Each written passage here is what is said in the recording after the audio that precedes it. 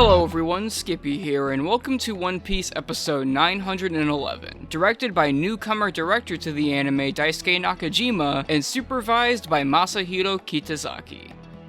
This episode marks the first since episode 900 to introduce a new episode director to the anime, with Daisuke Nakajima, who hails from Sunrise's Bandai Namco Pictures, making his One Piece and Toei debut this episode. In the past, he's been a regular director on series such as Battle Spirits and Aikatsu, but we have no idea what his directorial vision is really like in regards to One Piece. Since he's both storyboarding and directing this episode, I'd assume that means he's going to be sticking around on the anime as a regular, so it'll be interesting to see what his directorial skills end up being like. Due to the content that he's tasked with adapting, he's basically just building off the groundwork that Komaki and Ito have already laid down, and he's working with a very solid supervisor in form of Kitazaki, whose bold yet rugged artwork is all over the preview. So can Nakajima make a mark with his first episode by keeping that streak of quality going, along with maybe showing off a few cool quirks of his own? Well, let's put this plan into motion and take a look.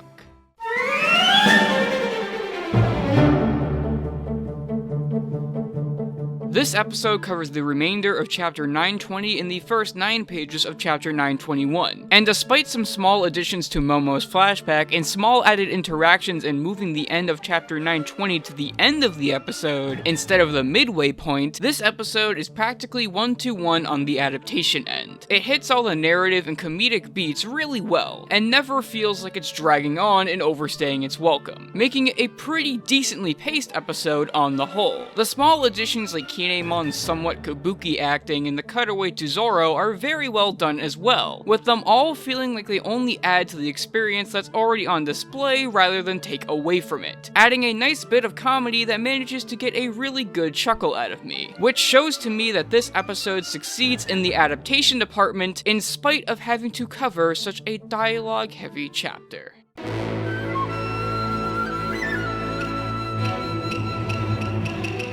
I must say that I am absolutely impressed with Daisuke Nakajima's efforts here. Nakajima's board checks off all the boxes on a list of what a great storyboard should have, with an array of angles and compositions that engross you in content both serious and comedic being peppered throughout the episode, with Nakajima also going out of his way to really make sure that the expressions are as outrageous as they should be in comedic scenes, which is something that we see our co-series director Aya Komaki do all the time, making it really true to One Piece's over-the-top comedy. Even when he's sticking pretty damn close to the manga, Nakajima still uses some cool color choices and compositing to visually back up something that we've already seen, with there also being a surprise instance of differently colored line art. It's tight, uniform, and just the type of storyboard that we've come to expect from Wano as a whole, reminding me very much so of the efforts of Komaki and Ito in the past 2 episodes, which is all that I could ask for in order to have a nice level of consistency across the flashback.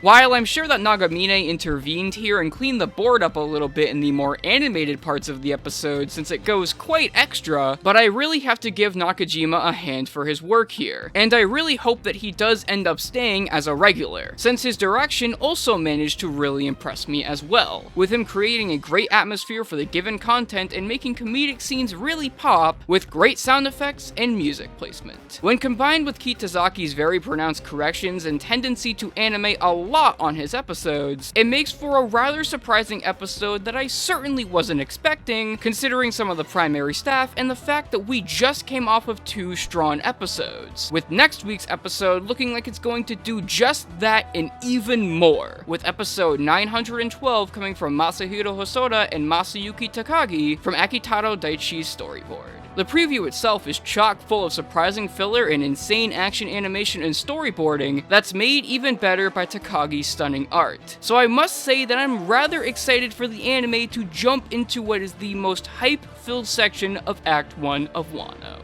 Anyways guys, that's it for now. I'm Skippy, and yes, Ichikawa did in fact end up correcting Konoichi Nami.